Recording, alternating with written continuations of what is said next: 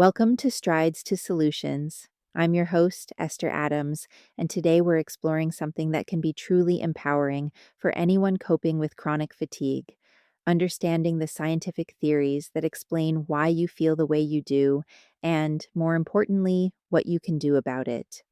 When you understand the mechanisms behind your symptoms, you stop feeling like a victim of mysterious forces and start becoming an informed participant in your own recovery.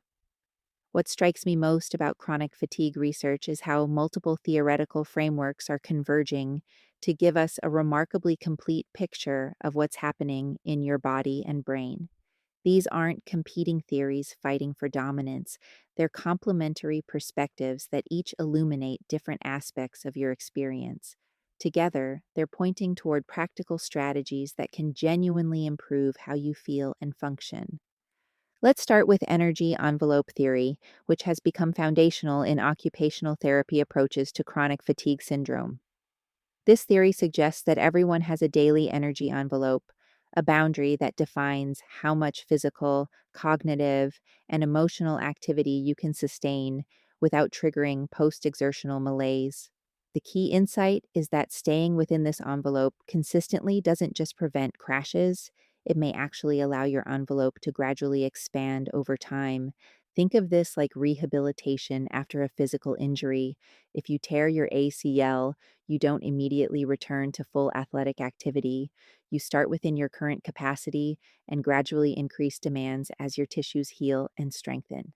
Energy envelope theory applies the same wisdom to chronic fatigue management. What makes this theory particularly hopeful is that it shifts the focus from what you can't do to what you can do sustainably. Instead of pushing until you crash and then recovering, you learn to operate consistently within your capacity. Many people discover that this consistency allows them to actually accomplish more over time than the boom bust cycle ever did. The practical application involves careful attention to your energy patterns. You might notice that you have more energy in the morning, that certain activities are more draining than others, or that your envelope expands and contracts based on factors like sleep quality or stress levels. This awareness allows you to make strategic decisions about energy allocation rather than operating blindly. Cognitive behavioral theory provides another crucial lens for understanding chronic fatigue, and I want to address a common misunderstanding right away. This theory doesn't suggest that chronic fatigue is all in your head or that changing your thoughts will cure a physical illness. Instead, it recognizes that your thoughts, emotions, and behaviors interact with your physical symptoms in ways that can either amplify suffering or promote better coping. Here's a concrete example of how this works. If you wake up feeling fatigued and immediately think, "This is going to be another terrible day where I can't accomplish anything," your body responds to that prediction with stress hormones that can actually worsen your fatigue. If instead you think, "I'm feeling tired this morning, so I'll adjust my plans to work with my current energy level," you're likely to feel more capable and less distressed. The beauty of cognitive behavioral theory is that it gives you agency. While you might not be able to directly control your fatigue levels, you can influence how you interpret and respond to those symptoms. This doesn't minimize the reality of your physical experience. It acknowledges that your psychological response to symptoms significantly impacts your overall well being. The stress diathesis model offers a sophisticated understanding of how chronic fatigue develops and persists. This theory suggests that certain predispositions, genetic vulnerabilities, immune system characteristics, or psychological traits interact with environmental stressors to trigger chronic fatigue syndromes.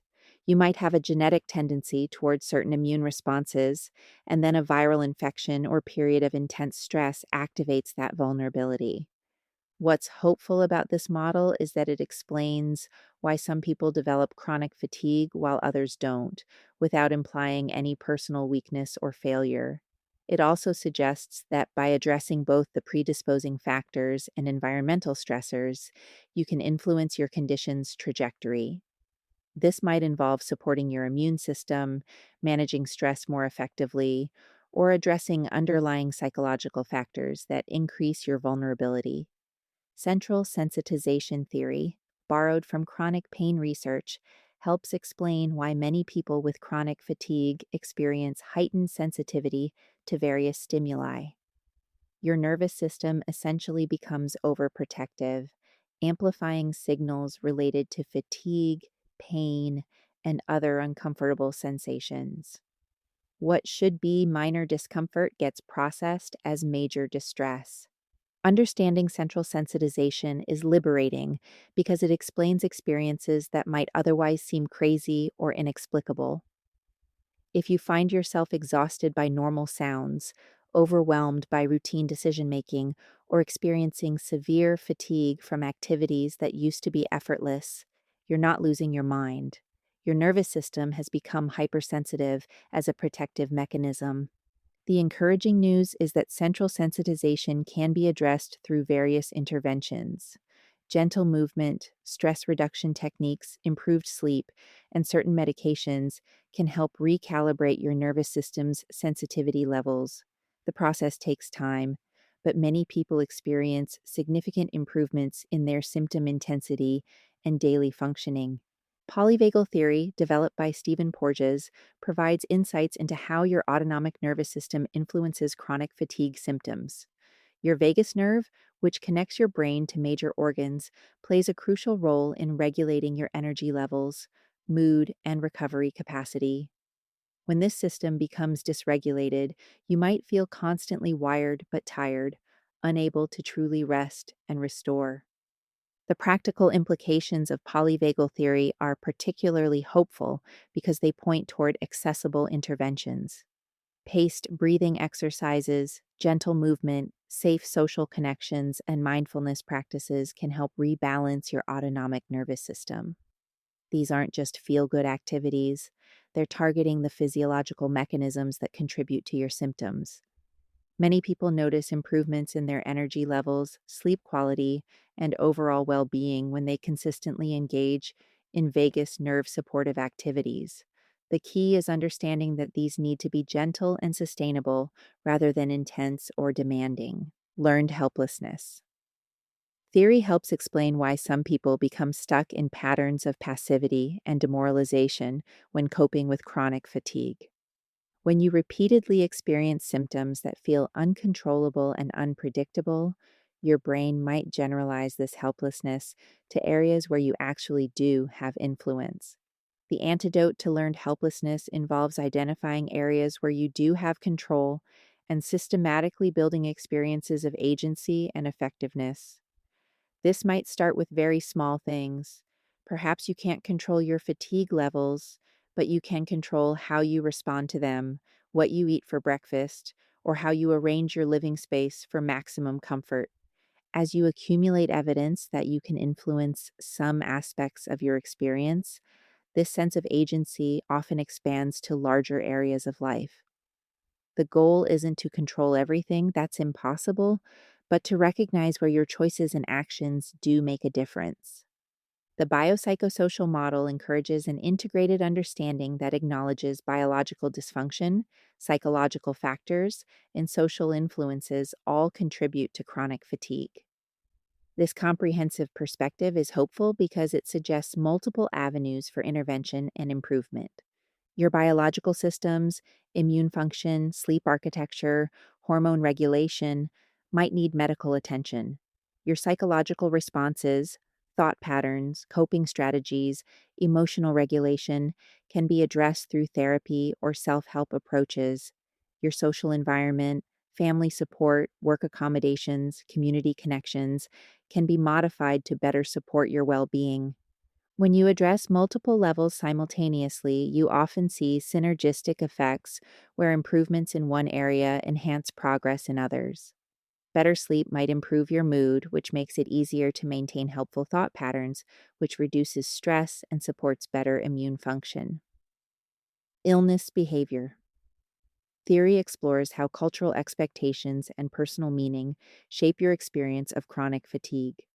If you grew up in an environment that valued productivity above all else, you might find yourself either pushing through symptoms in unhealthy ways or feeling intense shame when your capacity is limited. Understanding how your beliefs about illness, productivity, and self worth influence your experience allows you to examine these beliefs consciously. You might discover that some of your most distressing thoughts about your condition aren't actually about the physical symptoms themselves, but about what those symptoms mean about your worth as a person. Developing more flexible, compassionate beliefs about illness and limitation can significantly reduce the emotional suffering that compounds physical symptoms. You're not just managing fatigue, you're managing the meaning you assign to that fatigue. Self regulation theory examines how you monitor symptoms, form representations of your illness, and select coping strategies. Sometimes well intended coping mechanisms can become problematic if they're applied too rigidly or extensively. For example, rest is crucial for recovery from chronic fatigue, but if you interpret every sensation of tiredness as a signal to completely avoid activity, you might inadvertently weaken your capacity over time. Similarly, staying vigilant about symptoms is important, but excessive monitoring can increase anxiety and actually intensify symptom perception. Self regulation theory helps you develop more nuanced, flexible approaches to symptom management. You learn to distinguish between different types of fatigue, adjust your responses based on context, and maintain helpful strategies while modifying those that have become counterproductive.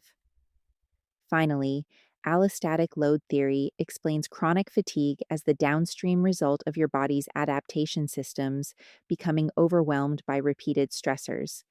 Your stress response system, immune function, sleep regulation, and other adaptive mechanisms can become dysregulated when they're constantly activated without adequate recovery periods.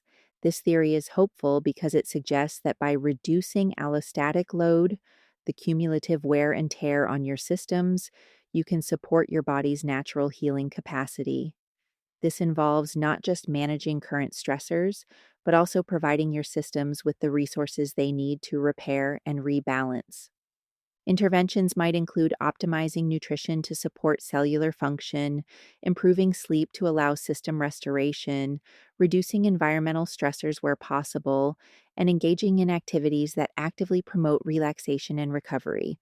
What emerges when you understand these theoretical frameworks together is a picture of chronic fatigue as a complex condition involving multiple interacting systems, all of which can be influenced through targeted interventions. You're not powerless against mysterious forces. You're dealing with understandable physiological and psychological processes that respond to appropriate treatment. This understanding allows you to approach your condition strategically rather than randomly. Instead of trying every treatment you hear about and hoping something works, you can target specific mechanisms based on your particular symptom pattern and circumstances. Perhaps most importantly, these theories collectively suggest that recovery is possible, even if it doesn't always look like returning to your pre illness functioning. Recovery might involve expanding your energy envelope, reducing central sensitization, rebalancing your autonomic nervous system, developing more effective coping strategies, and creating more supportive social environments. The path forward isn't about finding the one perfect treatment, but about understanding your condition well enough to assemble a comprehensive approach that addresses multiple contributing factors.